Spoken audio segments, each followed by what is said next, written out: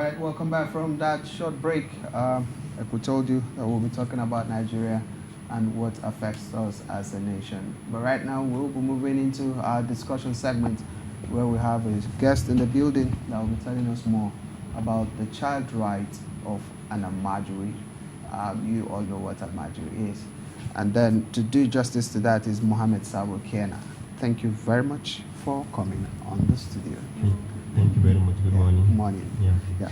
And let's start from a few days ago. I saw a clip, from your people, where they were trying to instill the right of the Almajiri child. Now, what drives you towards that direction?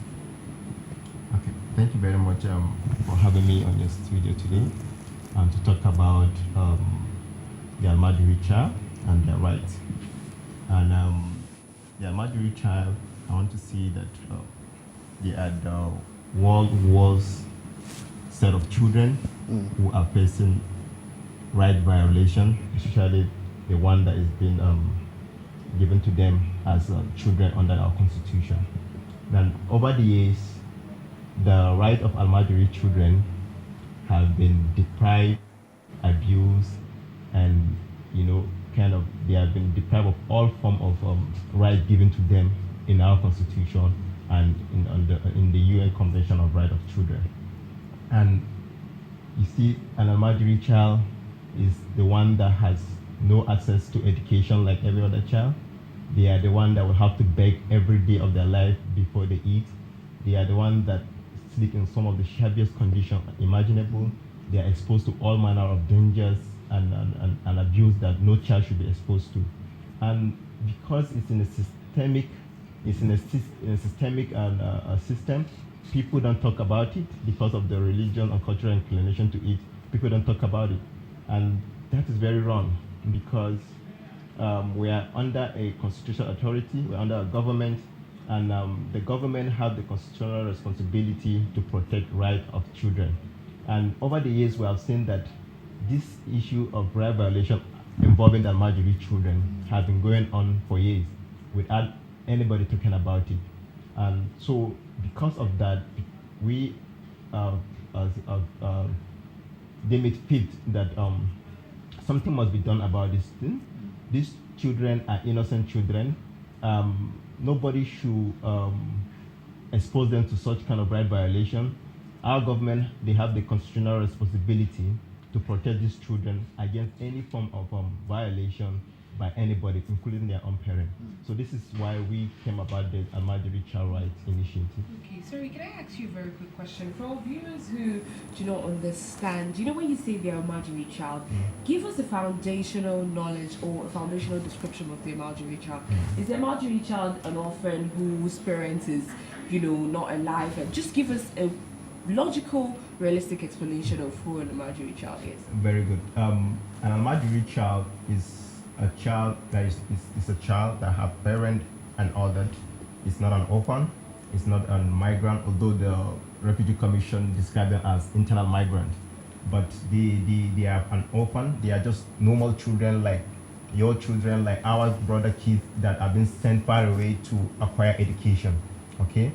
So the Almajiri child is someone who is being sent by his parent, actually, from far away, from his home to far away to seek the Islamic knowledge, Quranic knowledge. So they have parents, actually. Okay, they have parents, they have guardian or whoever. They are not orphans at all. Okay, so what now becomes of these people that you now have to say all of this, right? What have they been encountering? Are they not going to the said schools that they're supposed to go to? Is Islamic education now the reason why they're in this situation? What classifies them as having their rights abused? Thank you very much. The kind of school they go to is called the Almajiri system of education, right? Now that system of education is an educational system that is common in the northern part of the country for decades, and it has been a well-defined system that has worked in the past. I mean, before the colonial era, it was a system that was in place and all that, and it is a system that worked before. But over the years, it has been abused, and because of several factors like economic reasons, parent irresponsibility and stuff like that, it has been abused to the level that we see today. Today, an Almajiri child that is sent into that system do not have the basic right that is being given to a child that a child is supposed to give. I'm not just quoting this right from my head, or no, these are constitutional rights. The UN Convention on the Right of Children was specially drafted to protect children, okay, and to promote the welfare of children, and also to protect their right to some of this right. And what are these rights?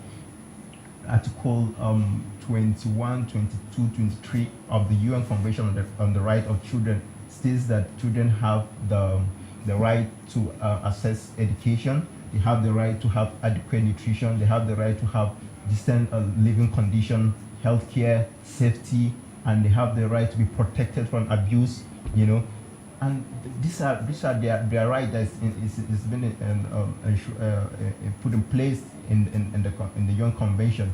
And Article 19 of that same convention mandates the government of every country to take administrative, social, and educational measures to protect children from such abuse, exploitation, and negligent treatment, maltreatment, even while in care of their own parents or legal guardian. So, but what we see affecting the Almajiri child is that all of these rights I've mentioned have been violated. They are the ones you see begging on the street with bowls.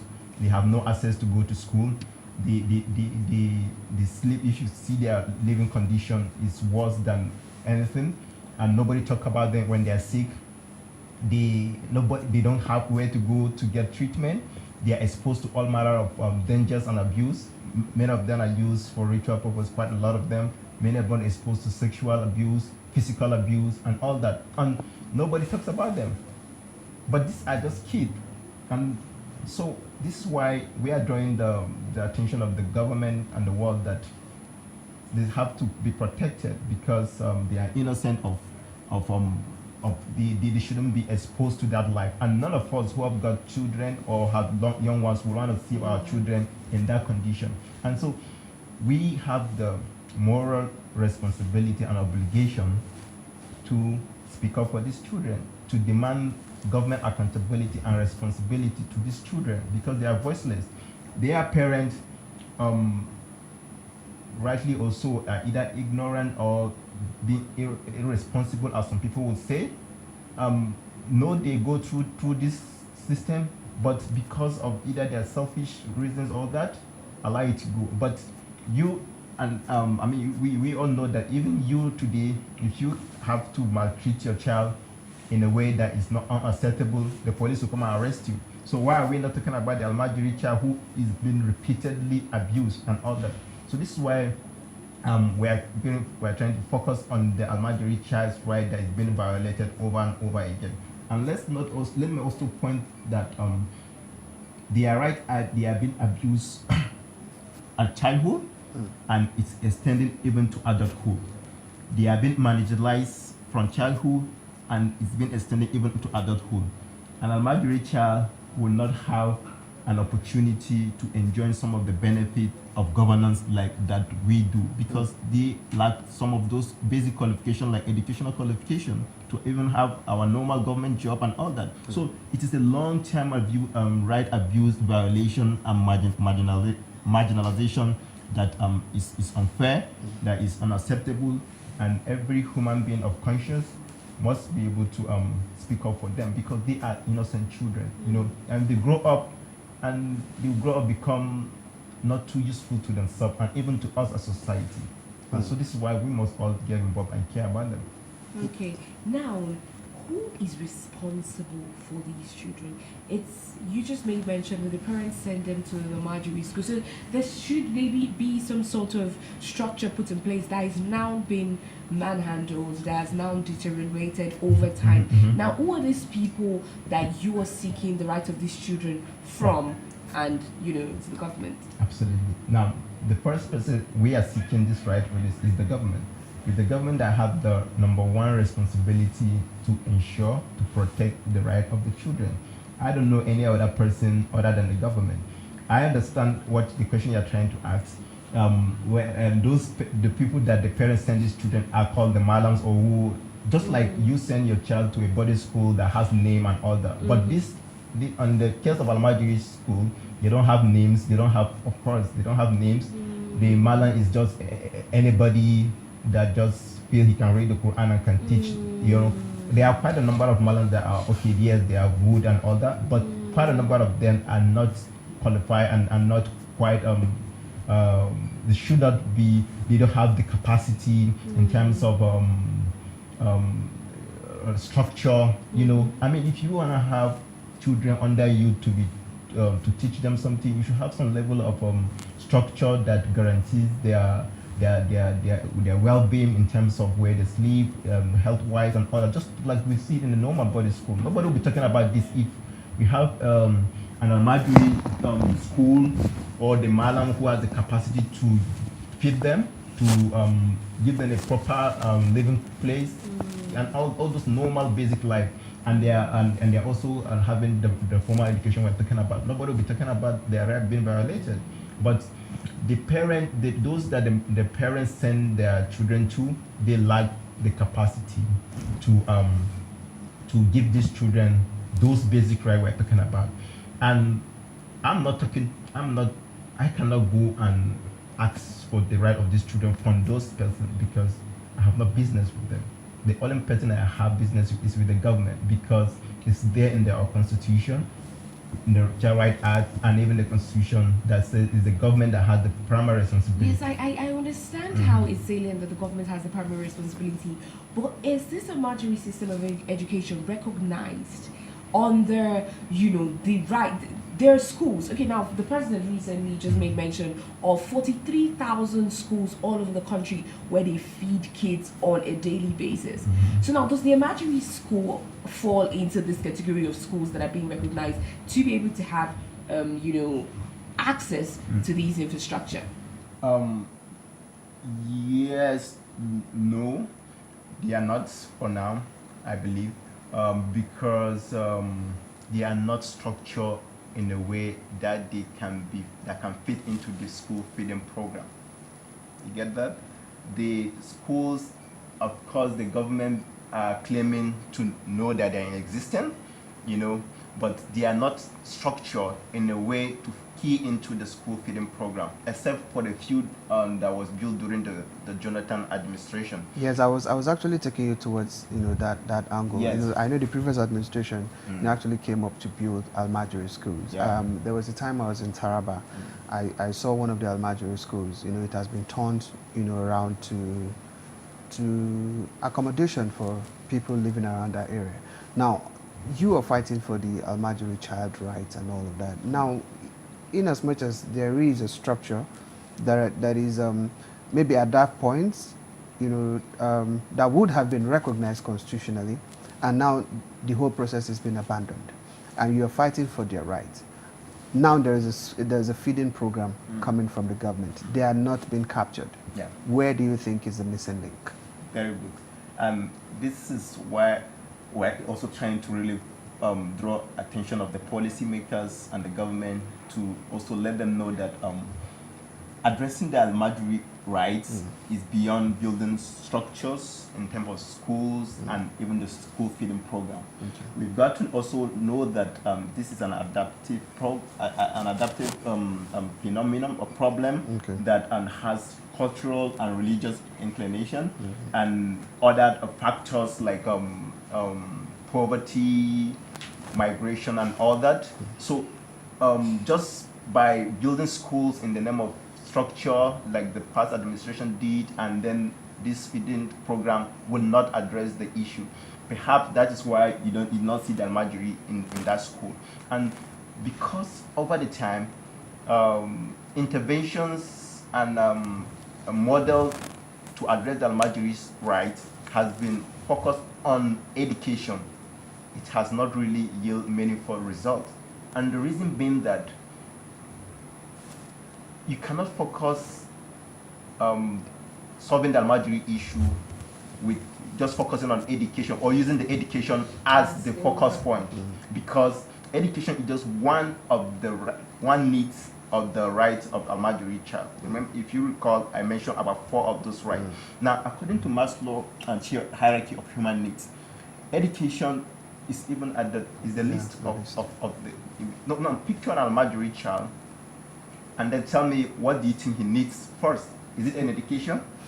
So we try to even draw what we call the pyramid of Almajiri needs and the cycle of interest. Now, the cycle of interest is the education. And I'm talking about both education, both the Islamic education and the formal education, which you and the government want.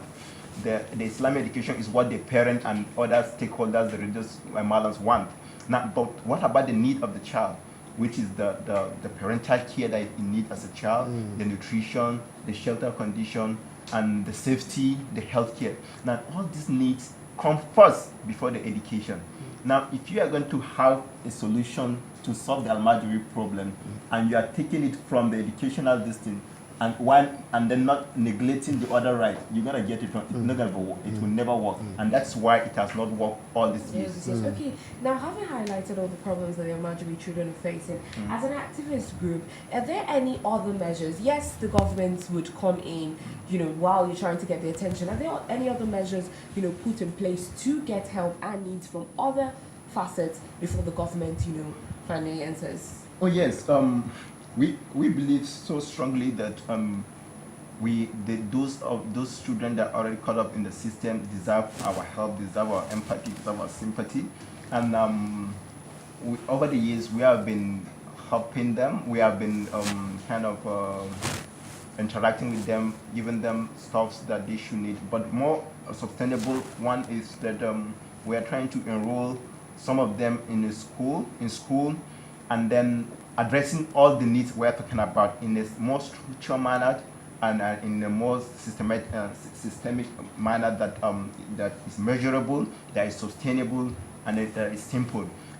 Perhaps let me also say that it is a model we're trying to propose so that others can adopt to do in other part of the country. We're in partnership with a local NGO that are willing to support quite a number of these Almajiri to have those rights we talk holistic, all in place. Their feeding, their education, their safety, their health wise. Because solving this problem now cannot be left in the hand of the government alone. It has to be community driven. It has to have the involvement of everybody, and this is why this is part of it's included in the model we are proposing, such that it will be driven by the community and supported by the government. And our advocacy to the government is not to even say the government should to carry everything on its head as a responsibility. Absolutely no. But there are some policy issues that the government need to be involved. When we say we want it to be reform or whatever, we mean, if you use the word reform, it means you want to remove or add something to improve its usefulness, to make it more functional, to make it more performing, to make it more useful. And you can't do that without the government involvement. There are some things that may need to be enforced, and that's why, and nobody, we cannot enforce any reform or anything on this issue except the government. And that's why we're trying to get the government attention as much as possible to be part of anything that is going to be. They have the capacity to enforce either reform or otherwise. All right, Muhammad, before we take a video that we have about the Almajiri child, I want you to give us a statistics of the number of Almajiri children that we have in Nigeria. I grew up in the northern part. I've been to Maiduguri and all of that, and I know that we have a handful of them. And then I want you to maybe enlighten our viewers out there. Do you have a statistics of the Almajiri children in Nigeria? Because if you're pushing for their rights, you should be able to know the number of people you're pushing, for them to be taken care of by the government. So do you have that information at hand? Yes, I have not have as an organization verifiable. I cannot actually verify the statistics that's been going around. UNICEF says 9.5. Mighty Kuka at the point said 13.7 million and all that, but they are within those range of 11, 12 million and all that. But I want to even believe there are more of more than that, you know. And of course, our government have not even taken a more concerned efforts to really even get the risk statistics of these children and all that. And this is even more reason why we are saying the government needs to wake up to responsibility. These are citizens of the country. These are our future leaders as well. We could have the Mandelas among them. We could have the greatest scientists among them. And they have been wasted away, and you are not doing anything about them.